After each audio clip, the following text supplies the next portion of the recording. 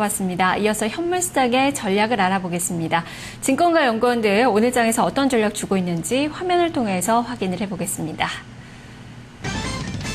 먼저 토러스투자증권 김종수 연구원입니다. 대내외 변동성 리스크 대비 차익 실현이 바람직하다라는 의견을 제시하고 있습니다.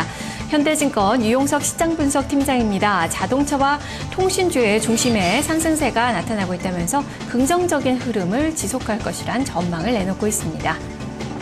한양증권 임동락 연구원입니다. 센티멘트가 양호하다라는 관점인데요. 우상향의 흐름을 유지를 하자라는 시각을 전했습니다. 삼성증권 김용구 연구원입니다. 정치 불확실성에 따른 미증시의 변동성 확대 국면으로 2100선의 코스피도 숨고르기가 예상이 된다라는 의견을 제시하고 있습니다.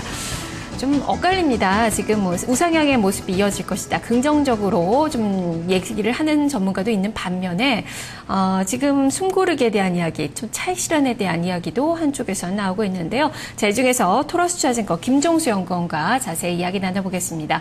연구원님 안녕하세요. 예, 안녕하세요. 네. 한 줄 전략 보니까 국내 변동성 리스크 대비 차익 실현이 바람직하다라는 의견을 주셨습니다. 시장에 대해서 어떤 관점이신지 한 주간 주식시장 전망을 먼저 해주시죠. 예, 먼저 이번 주에 좀 체크해야 될 변수를 좀 먼저 살펴보면요. 역시 이제 지금 미국이나 우리나라 실적 시즌에 지금 계속 진입하고 있기 때문에 실적 부분을 이제 봐야 될 것 같습니다. 근데 계속 지금 미국 기업 실적은 전반적으로는 좀 양호한 흐름이고요. 우리 기업은 아직 좀 개선과 예상 하에 이런 걸 좀 반복되는 혼조되는 그런 모습입니다. 그래서 국내의 어떤 실적이 전반적으로 미치는 영향은 좀 중립적이라고 볼 수 있을 것 같고요. 지금 지난 한 2주 동안에 우리나라 코스피 상승에 크게 기여한 게 역시 국내 경제 정책에 대한 기대감이죠. 지금 지난주는 지금 미국을 중심으로 해서 글로벌 증시가 이제 좀 하락을 하는 그런 모습을 보여줬는데, 물론 우리도 좀 영향을 받기는 했지만 한 주간을 놓고 본다면은 우리나라 중국만 유일하게 상승을 나타내는 그런 모습을 보여줬습니다. 정책 기대감이 상당히 많이 반영되어 있는 그런 모습이라고 볼 수 있을 것 같고요. 이게 추가적인 어떤 상승 모멘텀을 계속 가져가기 위해서는 지금 현재 알려진 어떤 정책 이외에 또 다른 어떤 정책이 좀 필요한 게 아닌가 좀 그런 생각이 듭니다. 최근에 이제 이 배당 소득이라든가 기업 소득 관리 세제 관련해서 재계들이 좀 반발을 좀 나오고 있고요. 과연 이 정책이 실현성이 있는가에 대한 또 의문도 좀 제기하고 있는 상황이었기 때문에 추가적으로 정책 기대감이 시장에 반영되기는 조금씩 그 힘이 좀 약해지는 게 아닌가 생각을 합니다. 또한 해외 변수로 보자면은 계속해서 시장에 큰 부담 주고 있지 않지만은 계속 잠재적인 리스크는 남아 있죠. 미국과 EU 대사방 국가의 러시아에 대한 제재 강화 부분과 또한 그 이스라엘 가자지구에 대한 제재적 리스크, 이런 부분이 계속 좀 남아있는 것 같습니다. 아리엔타 디포트 리스크가 지난주에 불거졌지만은 사실 어느 정도 이게 해결됐다라든가 가닥을 잡은 부분은 아니거든요. 계속해서 부담을 줄 수 있는 요인이라 볼 수 있을 것 같습니다. 지난주에 미국 경제 지표가 증시를 좀 많이 변동성을 줬는데요. 이번 주에는 줄만한 큰 변수는 없습니다. 근데 이제 7월 ISM 서비스 지수가 발표되는데, 이 지수가 시장 예상처럼 또 좋은 모습을 보여준다면은 오히려 시장에 또 증시가 조정 빌미를 줄 수 있지 않냐 생각합니다. 왜냐하면 지금 미국 증시는 이 금리 상승에 대한 우려를 어느 정도 좀 많이 두려워하는 그런 심리가 좀 상당히 좀 깔려 있다고 좀 보여집니다. 반면에 이제 해외 변수로서 중국의 7월 수출은 아무래도 좀 계속해서 증가세를 나타낸다면 국내 증시에 좀 긍정적인 영향을 주지 않겠냐. 중국 경제가 견조한 성장을 한다는 점에서 그런 평가를 받을 것 같습니다. 단기적으로 가장 중요한 부분이라고 볼 수 있는데요. 지난주 말에 외국인이 14일 만에 순매도를 전환했습니다.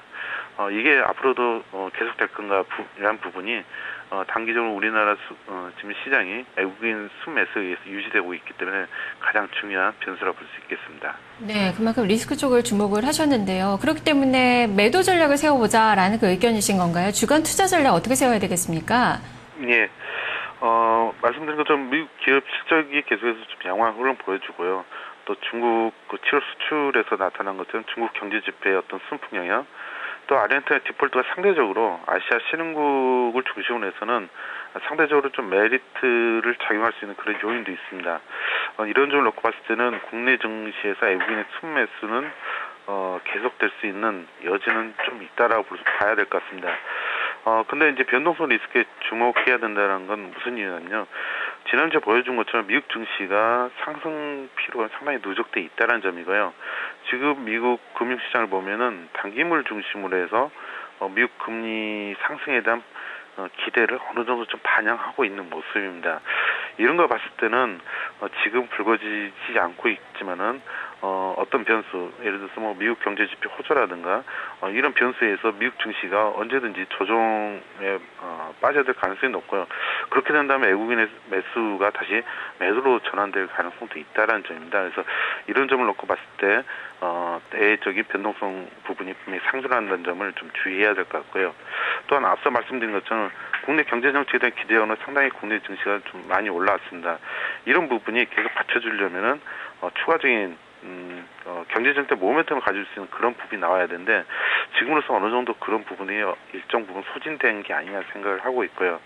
더구나 그 국내 기업 실적은 아직까지는 이 기대감을 받쳐줄 만하게 좀 잘 나오는 모습은 아니거든요. 그래서 물론 정책 기대감과 국내 실적과의 괴리감이 투자 심리를 좀 누를 수가 있고요. 또한 수급적인 측면에서 역시 기관이 계속 지수가 올라가면서 이 매도세를 계속 나타내고 있습니다. 그래서 내부적으로 보더라도 국내 증시 여건은 여전히 좀 불안전한 그런 모습이다 볼 수 있겠습니다. 이런 점을 놓고 봤을 때 국내 변동 좀 퍼질 수 있는 부분을 좀 경계해야 될 것 같고요. 그렇게 본다면은 단기적으로 수익률 제고를 위한 차익 실현을 좀 검토해야 되지 않을까 합니다. 그래서 추격 매수보다는 좀 기다리는 그런 태도도 좀 필요한 타임인 것 같습니다. 네, 알겠습니다. 말씀 잘 들었습니다. 네, 감사합니다. 네, 그만큼 변동성이 커질 가능성이 있는 그런 지수 흐름이기 때문에 조금은 추격 매수보다는 기다리는 전략이 필요하다. 차익 실현을 오히려 고려하는 것이 좋겠다라는 의견이 제시가 됐네요. 현물시장의 전략을 알아봤습니다. 김종수 연구원과 함께했습니다.